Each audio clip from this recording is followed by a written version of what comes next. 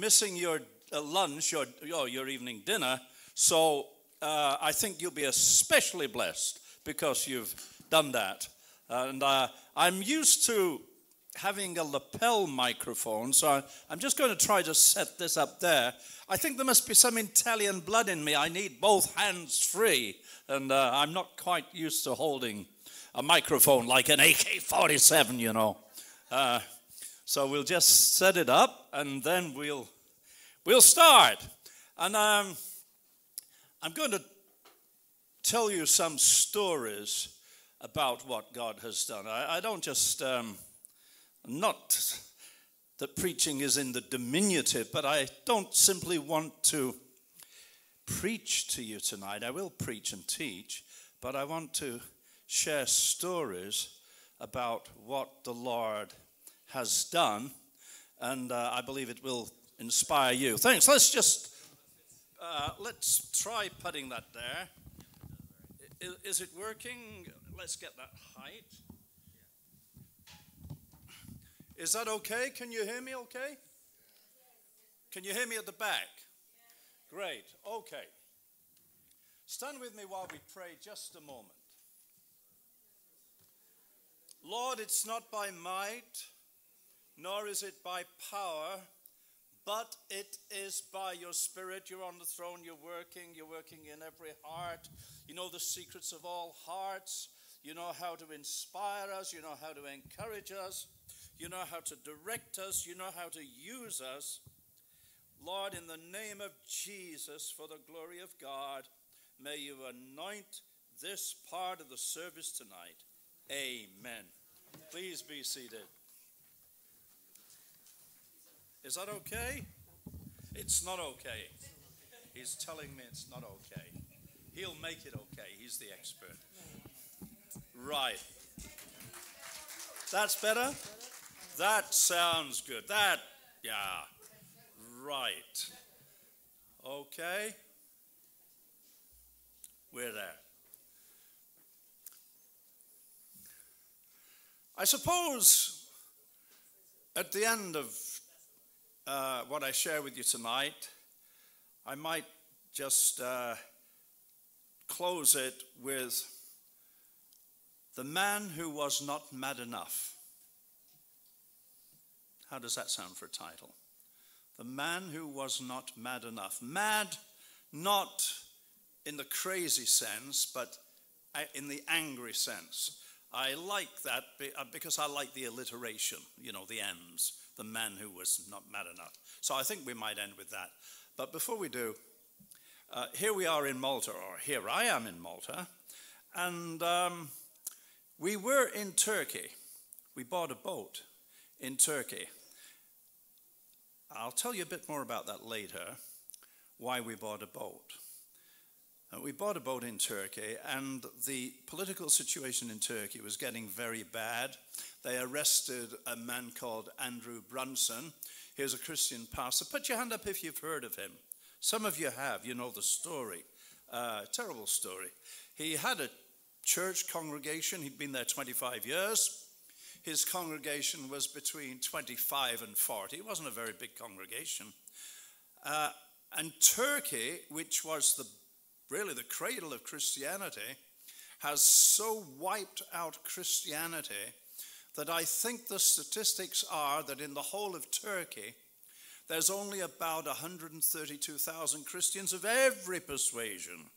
And spirit-filled, Pentecostal, whatever you like to call them, Christians only between 5,000 and 9,000. Very, very small. In a country that has about 64 million people. So that's what Islam has done to Christianity.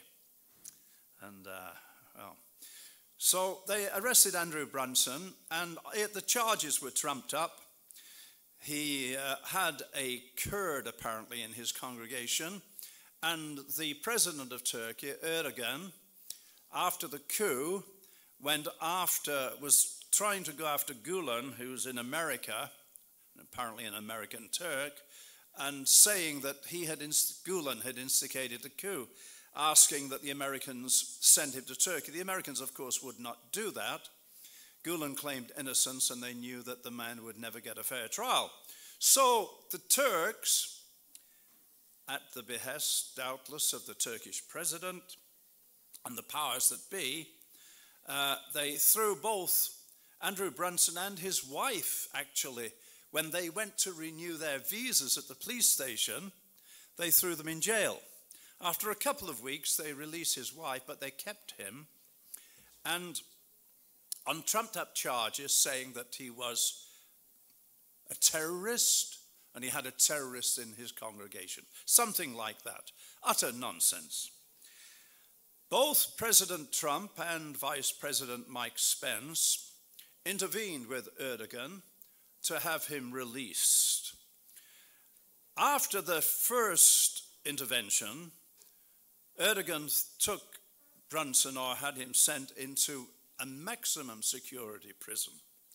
And it's only been fairly recently, when the Americans started putting sanctions on Turkey, economic sanctions, that they have released Andrew Brunson into house arrest, but they still won't release him, as far as I know, as of this date.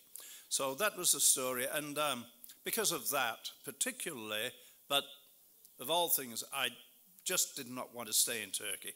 So I said to my wife, Tess, we'll sail to Malta. Before we did that, however, we tried to search out Christian churches. Has anybody been to Turkey to try to find an active Christian church? None of you. Well, it's virtually impossible. We were in the town of Marmaris, which is quite a large town, filled with foreign tourists in the season, and no Christian church. Now, they have historic buildings, but you can't find an active, live Christian church. So we asked around, and we asked at the yacht club, and somebody said, oh, well, there was an American lady pastor, and we remember that she buried a Brit who died there, but nobody had her contact. About that time, a friend of mine from the United States, a preacher friend too, was with us, and he was staying in a hotel. And how the Lord would have it was this. While Mike was in the hotel, the manager of the hotel looked at him and said, are you a Christian? Mike said, yes. He said, oh, well, my wife is like you. My ex-wife, they were divorced. My ex-wife is like you. So Mike said, well, can you tell me who and where she is? So we got that contact. And it turned out they were having a little house fellowship. When we went there, and they were very careful about us getting there, there was just a handful of people. I suppose, counting ourselves, which were 3 adults, there might have been about 7, 9 adults, and 3 or 4 kids. And this was after decades that the people had been in Turkey. I'm telling you this story to tell you this, how God works. So, while we're there, at the end of the meeting, prayer was asked for, and we asked what needs, and there's a couple there, and they had not been able to have children for 7 years since their marriage. I remembered when I heard that story, their story, that in our church in Geneva that we founded, we had all kinds of people, from ex-drug addicts to ambassadors, United Nations officials, and so on. That a couple came in off the streets.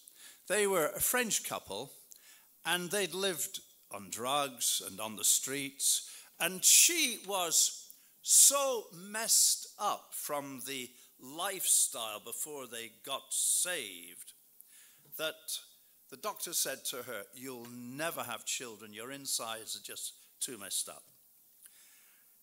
Anyway, prayed for her. Sometime after that, she was feeling sick.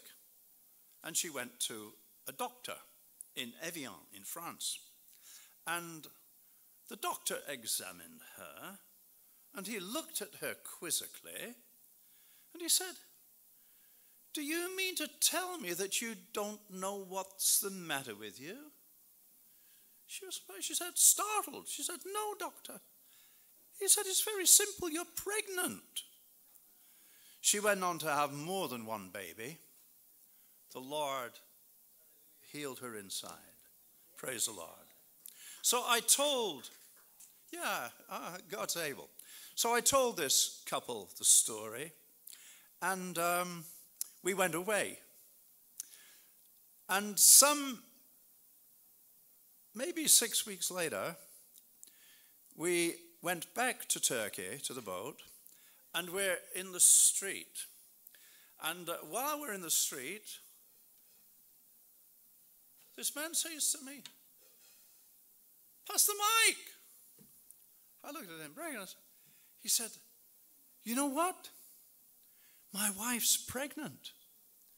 And we dated to the time you prayed." Since then, they have had a baby boy, praise the Lord. Our God is able. Anyway, that was in Turkey. So we left and we came here and we parked the boat there in Bergu. And it's going to stay there, God willing, until at least middle of next year. And then we found you folks, praise the Lord. So I want to encourage you tonight. I was with you this morning in the various preachings, and I just felt that the folks were really in tune with God, and you're hungry for God, and you want God. And I just feel that God is actually pleased with you. I just feel that the Lord is pleased with you. So I'm going to go on and tell you some other stories. A long time ago, when I first got married, and this was back in the 70s, my wife and I, my wife Lorna, went to a missionary trip on our honeymoon. It took about 4 months. We went through Pakistan, India, Thailand, Philippines, and before we landed back in Australia. In India, we went way up to the mountains of the north to a place called Missouri, where there was a Bible school that missionary colleagues of mine had and were teaching at. And it was the end of the road. It was 10,000 feet above sea level. There were no more roads into the interior. All you saw from there were the Himalayas and the everlasting snows.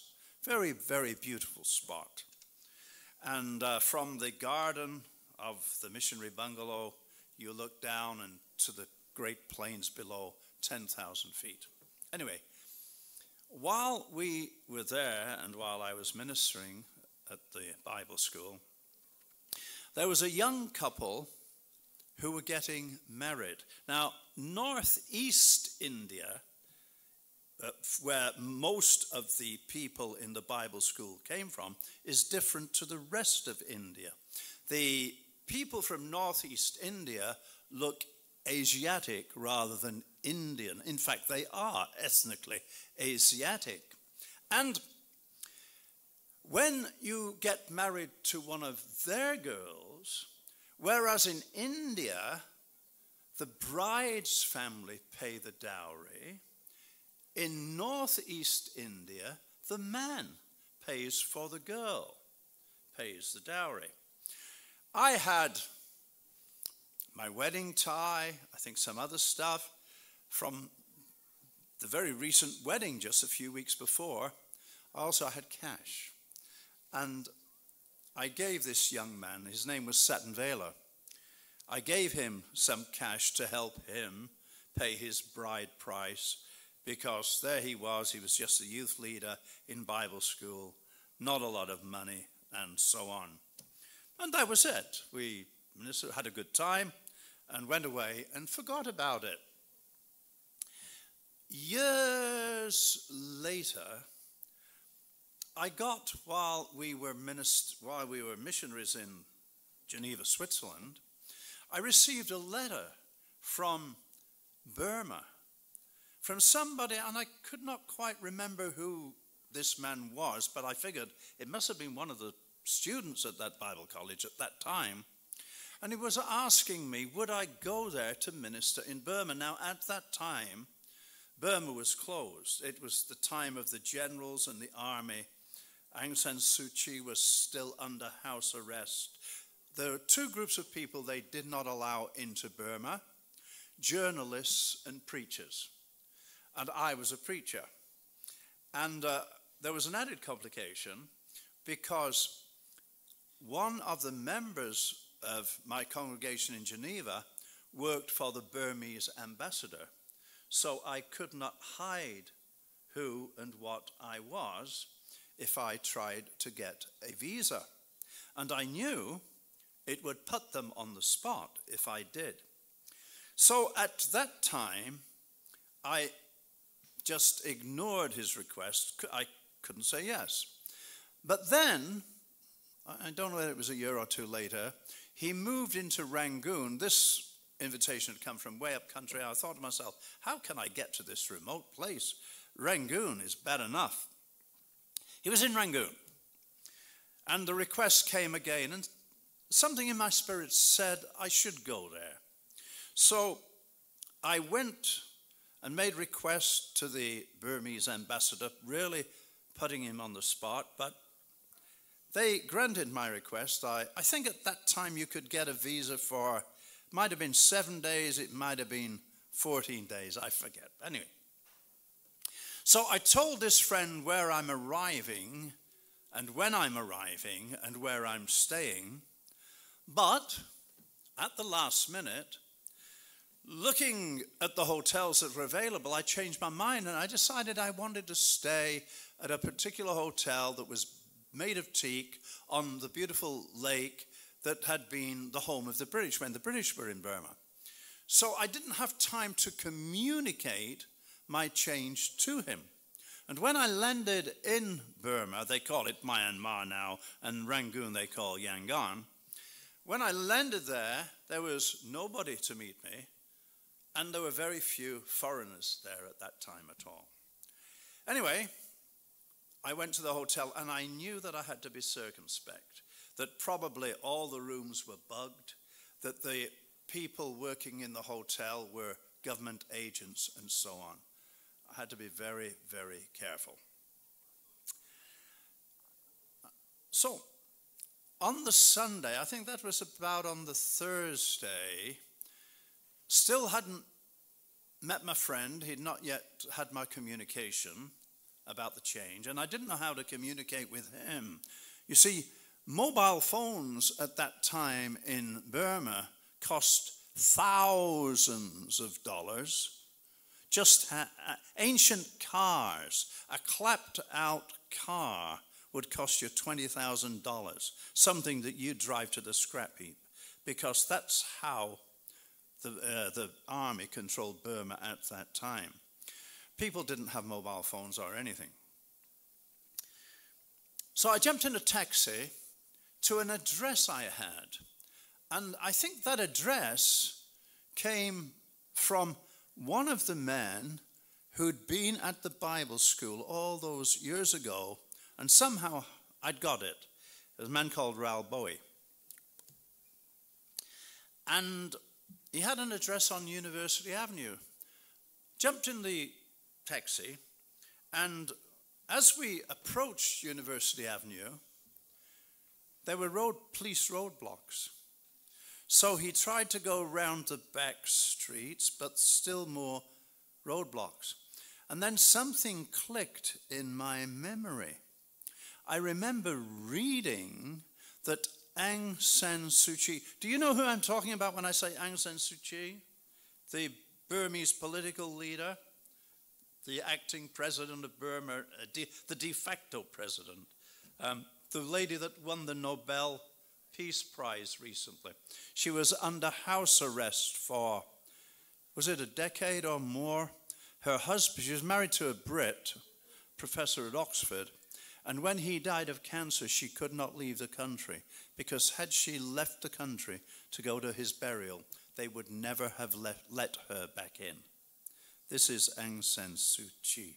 Wonderful lady. Anyway, I remembered then that Aung San Suu Kyi was under house arrest on University Avenue.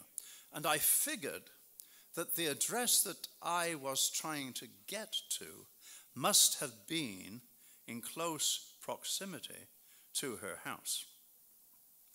Okay, Sunday went, could do nothing. On the Monday or the Tuesday, finally this contact came to my hotel, and I told him the story, but I said, do you know Ral Boy? Do you know where he is? I'm looking for him. He said, oh yes, he's not far away. And in fact, just about 1 kilometer, they have a Bible school just round the corner, actually, from this hotel.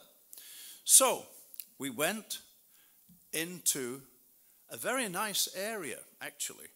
And the Bible school is very nicely situated.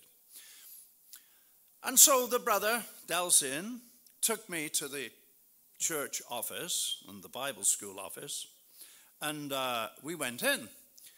And he introduced me to the superintendent of the Bible school. And this man looked at me when Del said, oh, this brother is from Switzerland. Rel looked at me and he said, do you know Mike Wieteska?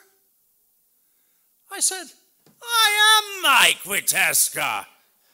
Well, he threw his arms around me and gave me a big hug and said, I will never forget what you did to my friend all those years ago, how you helped him. So we made the contact.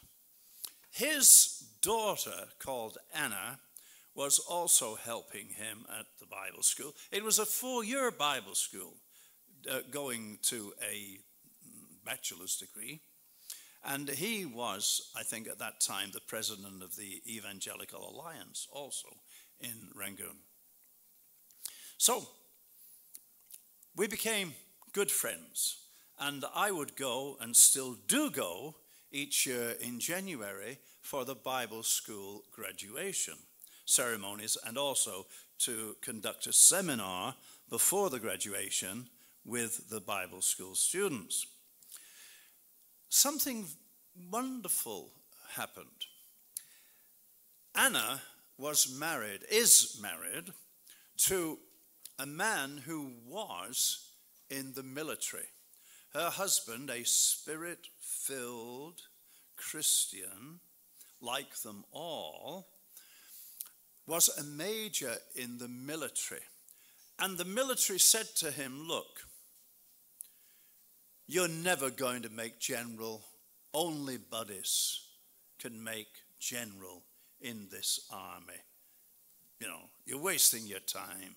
So her husband, Henry, resigned from the army, and he went into private, not his own business, but he became a manager for the generals who owned everything, one of their factories, and being an intelligent and industrious man, he made great progress.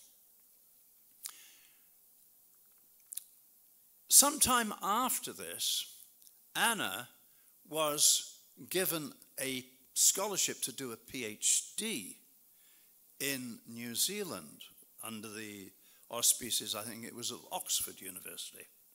So she went to Dunedin, University of Otago there, and took her 3 children, and Henry tagged along too.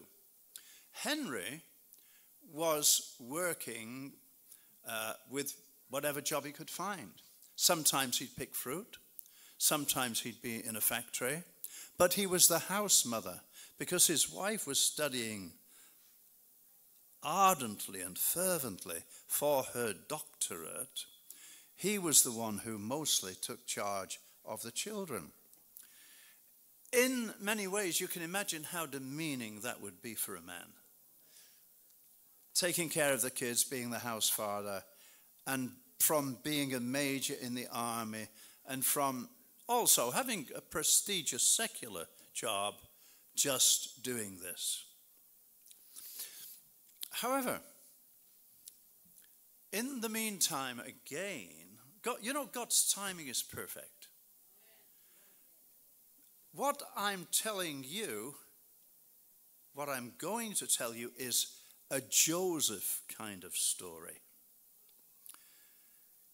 So Aung San Suu Kyi was released from house arrest, and she became the darling of the West, and she became politically viable again and working. Now, Henry was asked and became a senator in the government of Burma. So he went from being a nobody to being a senator. But more than that, 2 years ago or so, Aung San Suu Kyi figured they needed a vice president of the nation. And they needed a man that would tick all the boxes. Absolute integrity, preferably military connections, etc., etc.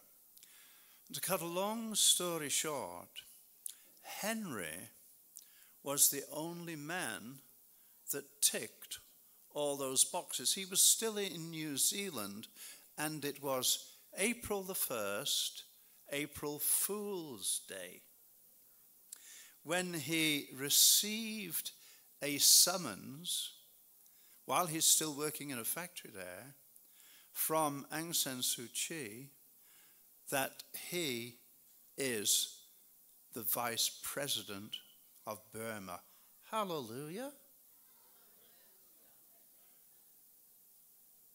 When he told his companions at the factory, they thought he was playing April Fool with them, but it was absolutely true. And now, those generals who said he would never make general have to salute him. Praise the Lord.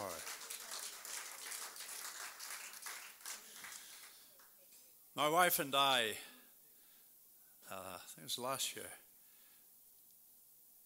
had the privilege of jumping with Anna in the government car with police escort and all the rest of it, and her bodyguard packing and driving to the capital, Naypyidaw. And we thought, well, we'd just be able to go into Henry's office and say hi to him and so on. But here's the way God worked. That morning, Henry had stomachache. And he phoned into work to say that he couldn't get to the office that day, so he was still at home. So instead of going to his office, we drove to that, I say his home. It's a palace about as big as the White House. It's a huge, with 24 gardeners. And there came Henry, Vice President of Burma, down the stairs to greet us with a big hug. And upstairs we went, showed the palace, and for a great lunch. And it all started decades before, when I just did what I could and gave what I could to a poor boy in a Bible school in India. Hallelujah. Our God makes our destiny, but our spirit works with God to help make that destiny.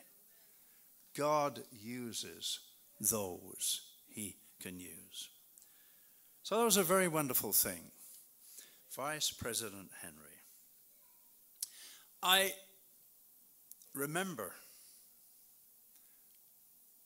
as a boy, 16 years old, 15 actually, going on a school trip from England to Geneva, France and Switzerland, including Geneva. My family were poor after the war. My dad was an immigrant. There was little money around. Just after the war, things were bad. I mean, must have been 1960, maybe. Yeah, I guess it was about 1960 when we did this trip. And I can remember having a tour of the United Nations in Geneva. The United Nations in Geneva is a vast palace. The perimeter is as big as the palace of Louis XIV's Versailles, just outside of Paris. It's an absolutely splendid building. Inside, some stunning conference rooms, and particularly the council chamber, which is all green leather and huge paintings on the ceiling and around the walls by the Spanish artist Sert. And these paintings are in gold, block gold, and other colors. You'd have to see it to know it, but I remember seeing those things and saying to myself, as a poor boy from nowhere, 15 years old, and not a Christian at that time, oh boy, somebody like me could never be in this place. It echoed something that I said to myself when I was 11 years old. I can remember the last year at primary school, the teacher was teaching us about the great missionary to Africa. And I remember Dr. Livingstone, I remember thinking, oh boy, I wasn't a Christian, but I thought, somebody like me could never be a missionary. Indelibly in my mind. 10 minutes, please close. And I thought I had an hour and a half. I've not even begun. I haven't even begun. But I will close in 10 minutes. But I'll have to make it swift. All right. So I had those thoughts. And now I'm going to tell you another story. At the inaugural meeting of the United Nations in 1945, it was at Flushing Meadow in New York after the devastation of the Second World War, when the plenipotentiaries of the powers were gathered together, many with high hopes, some fewer with high ideals, but as they are gathered there to try to eliminate war, suddenly from nowhere, a man appeared, stepped into the corridor, into the space there, walked right down the aisle, took the podium with poise, went to the microphone, and he said to them, "You will never have peace because you've left out the Prince of Peace." The spell then broke. Guards were called and sent forward, and as the guards rushed forward to get this man, he simply vanished. He was an angel sent from God to tell them, you will never have peace because you've left out the Prince of Peace. But God does not normally use an angelic Adonis that can't be touched with the feelings of our infirmities. He uses men that suffer and men that are acquainted with grief. God uses men. Hallelujah. And he uses us. And as I said to you, I never once thought, as a 15-year-old boy, in that great palace of the United Nations, that it would become my regular haunt. I'd go there for breakfast in the delegates' dining room. Many of the members of my church were from the United Nations, some at almost the highest levels. I remember, I got to tell you another story. When I first went to Geneva, and we were faith missionaries in that my wife was working at the United Nations, and so they couldn't kick me out, and I was her dependent.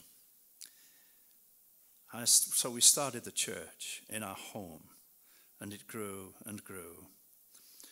And finally,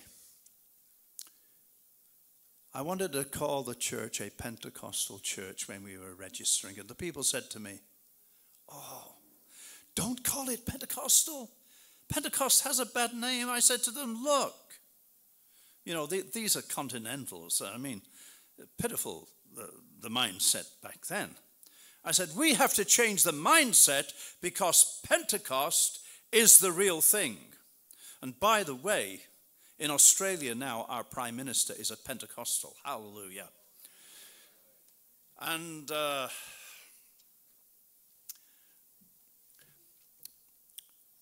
I published 20,000 tracts that I'd wrote myself, talking about what is Pentecost, describing it.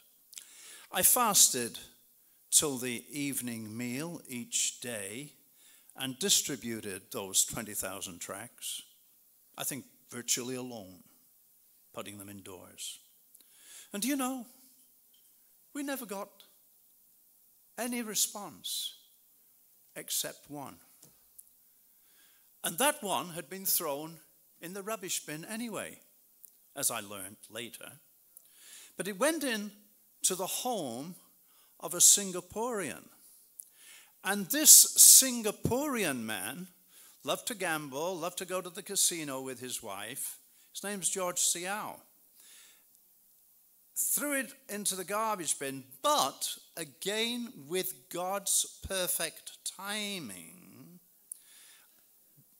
the Bishop of Singapore was visiting Geneva and staying in his home, Bishop Tan.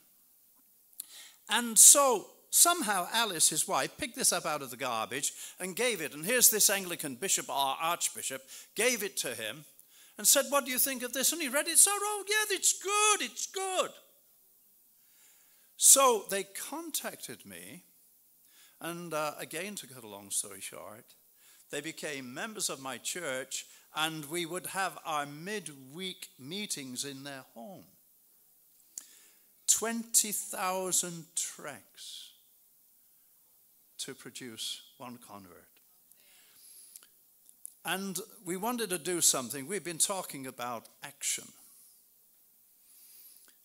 We wanted to do something with the United Nations. I remember one day sitting in his Mercedes with him, driver in the front, going through the great gates of the United Nations. We had an appointment with one of the highest ranking people there. And our appointment was to request a room where the Christians could pray at noontime and hold meetings. Never had it until that time. Well, praise the Lord. Our request was granted, and it was established there. And to this day, it is still there. And that's a long time ago. That's going back to the early 80s, if I remember. And I rather think that my time, unfortunately, is up. And I've actually not even started. So it's always good to finish on a high note. God bless you. And more stories, perhaps, another time. Thank you. Thank you.